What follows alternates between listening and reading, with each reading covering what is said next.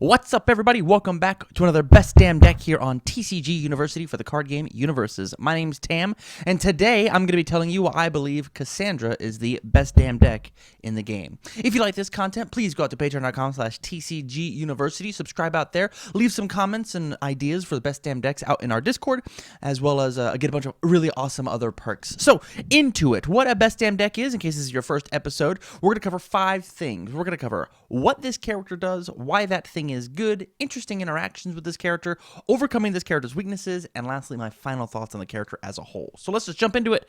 Cassandra. Cassandra is a 7-hand size character with 22 life. She has Earth, Good, and Life as her 3 symbols. She has Response once per turn, after you check an asset, added to your staging area committed as one of her abilities, as well as Enhance, check a 4. Your attack gets a speed bonus equal to its printed block modifier. So, what does this character do in a nutshell? So, she makes things fast. She cheats in an extra card once per turn. And she's got a lot of health and some fairly good defensive symbols. Earth, Good, Life. Very, very good defensive symbols. So, why is this good? So, let's tackle the raw stats. A 7-hand size, 22 life character is just all around very good. Especially with the tanky symbols of Earth, Good, Life, being able to either gain your vitality back or reduce damage down, or be able to block everything, build out really useful, intelligent foundations. These 3 symbols are very indicative of a defensive strategy. We can employ a very, very solid wall. And with 7-hand size, 22 health, it's going to be very hard to break that wall. And if you do break the wall, I've got a little cushion of my vitality in order to do that. Onto her abilities. I want to start with her check a 4 first. So the way that ability works is you say Enhance, and then you check the top card of your deck, you discard it into your discard pile, and you check your control check to see if your ability passes. Yes, you can commit foundations or your character has cost in order to pass this ability, but 9 times out of 10 you won't. But it just gives a speed bonus to whatever attack that we have. Equal to the block modifier. So what this means is I'm able to push some more attacks through due to +2, +3, maybe even some +4 block modifiers. We want to stay off of the 1s and the 0s because it's not getting any bonus off of Cassandra, except for the fact that we are making a check, which our once per turn comes into play. Not only do we make checks in order to play every single card in the game, whether it be a form or an enhance off of an action, or response off an action, or a whatever off an action, but we also get to play checks off of cards like Cassandra herself, or Sense of Morals, or there's a slew of them that just, I'm going to use this check in order to make my abilities a little stronger. Why is this good? So this is good because there's Cassandra gets to cheat in an extra asset once per turn, but it's not just my turn. It's both turns, right? She says once per turn, not your turn. So as I'm checking, as I'm playing the game on my turn, I'm going to bring in this really awesome committed foundation. And it's, hold on. After you check an asset, added to your staging area committed. Okay, so in addition to us building on our turn, we also build on their turn. Yes, they come in committed, so they're not necessarily useful unless they have a playable committed effect or a static ability, which we'll get to in interesting interactions. But we are essentially growing in like 0.25 hand size. The reason I'm not saying a full hand size is because it's not actually a card in your hand. I'm not saying a half hand size because you don't get to attempt to try and block with it or draw it. It is strictly from the top. It's very random, but still can be very strong. So, interesting interactions with this character. So this character, the coolest part about this character is the fact that she says, add it to your staging area, and she doesn't say that you can normally play. So that means if you have anything crazy awesome off-symboled, like a Krita Yuga, or maybe a Fiddlesticks, or maybe even, let's get crazy, a Soul Edge, right? Something vastly different from her normal game plan. She's allowed to just cheat this card in whenever you play it.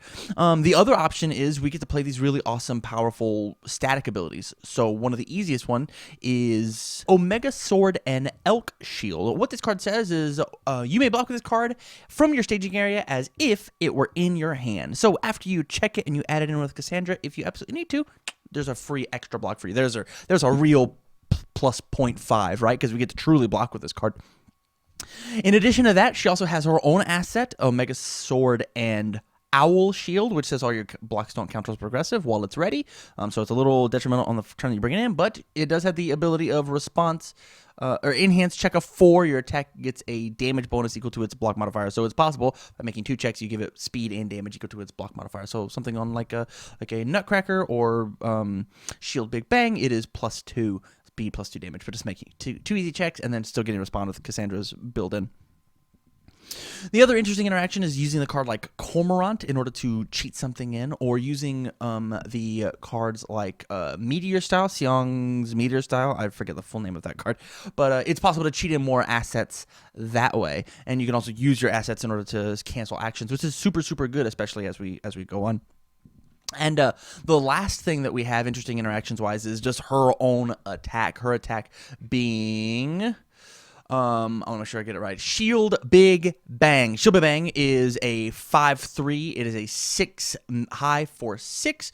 It is a 2 mid block, so we get 2/2. So it could be an 8/8 if you've got her asset out. It has the weapon keyword Life Form card pool. Remove 1 asset.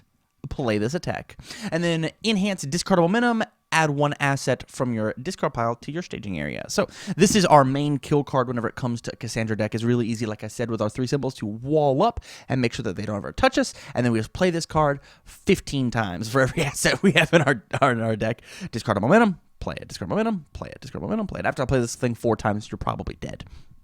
So let's talk about overcoming our weaknesses. So as I said with Cassandra's symbols, she's got a really good defensive plan, but there's nothing inherently offensive about her game plan except for the +2 speed, which speed is very aggressive, don't get me wrong, but speed is not damage. Speed is not killing people. Speed is trying to ensure that kill. Plenty of speed buffs, speed resets in the game currently, and so your number one issue with the Cassandra deck is what's my game plan, what's the strategy in order to get the job done, how do I end the game without going to a tie or bringing it out, stretching it out too long and possibly losing on the super aggressive turns. I gotta be able to kill somebody very, very I have to be able to kill somebody even if it is the late game. I gotta plan for it, right? And so the best option we currently have is Shield Big Bang.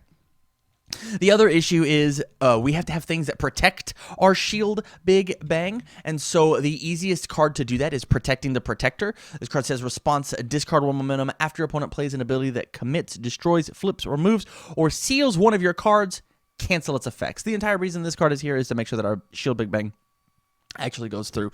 Yes, they can still stop me with Breaker, but if they try and flip this card, if they try and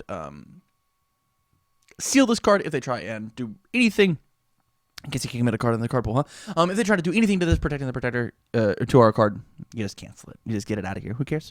With the easily cost of a momentum, but that does mean that we have to make sure that we are very frugal with our momentum. We have to make sure that we take everything. And with only playing the current time of recording, the standard list is 12 attacks. You have to make sure that you have some other momentum outlet in order to smack them and then play your Shield Big Bang as many times as we can. Yes, being able to just destroy an asset and play this card is good, but we got to be able to make sure that we get our assets back if we get a little unlucky with our checks or whatnot. So my final thoughts on this character. My final thoughts are... This character is very good. This character is a really refreshing look at a 7-hand size character. Most 7-hand size characters that we've seen recently are very aggressive, like Lord Raptor, or Zhang Hua can be very aggressive, or Ken, or like there's plenty of aggressive 7-handers. This one, it's really nice to see a Earth Life good Wally defensive. I've got this one trick, and if you don't have an answer to that trick, I'm going to kill you. So with that said, I think Cassandra is the best damn deck in UniVersus, and you should definitely be giving her a try. At least test her out. There's plenty of cool, interesting gimmicks or tech choices that you can make depending on the assets that you want to throw in. Or maybe if you want to not go that way and you want to really pump her speed, you can use Lilith's throw attack that has a 4 low block. Give that thing 4. It's a 9 low. For 9 low for 3. If you've got our asset, it's a 9 low for 7. That on the half block, you grab your momentum. There's your Shield Big Bang. Rad stuff. Those really interesting combos. So, Cassandra, best damn deck in UniVersus, and that is definitely why I believe you should give her a shot. Thank you for watching.